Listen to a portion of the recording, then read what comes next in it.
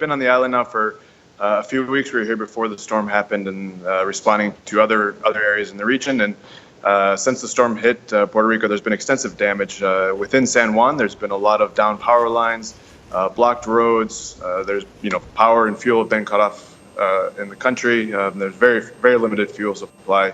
And as the last 2 days have gone by, we've been able to visit areas outside of San Juan and have seen much more extensive damage where houses were built with material that wasn't able to sustain the storm. And so we've seen a lot of houses completely blown away and people who've lost everything they own. So it's a very sad situation here. It's sad, Dave, but there are people saying, look, this is about to be a humanitarian crisis. Would you agree with that assessment?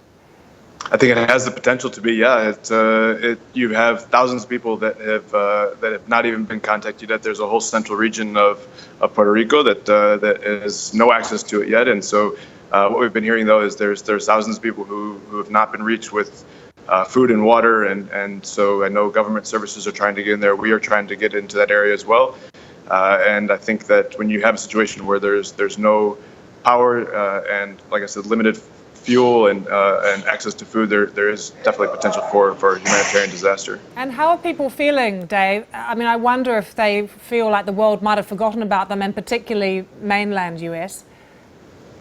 I think there's definitely a danger of the fatigue of people seeing hurricane after hurricane, and the reality is that while we may be immune to seeing it on the news after a few days, the reality is that people who are affected here have been hit by it.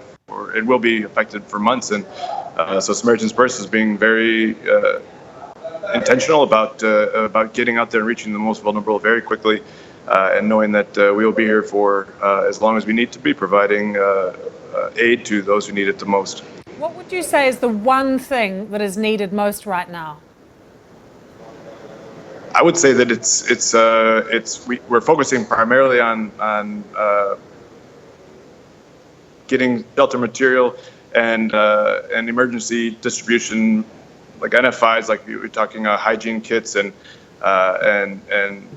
things to people to fix their houses and clean them out. A lot of them have been flooded and most of their items have been ruined, and so we want to help repair them, and that's kind of what we're focusing on now. And Dave, are people feeling quite desperate, or how are they managing to cope? Yeah, I think the further out of the main cities you get, the more desperate people are getting, and there's a lot of relief efforts that have been focused right in the immediate kind of metro San Juan, but the further out you get, people do feel like the aid is not coming fast enough, and so we're working with local agencies and other NGOs to be able to get out there as quickly as possible and bring aid as needed.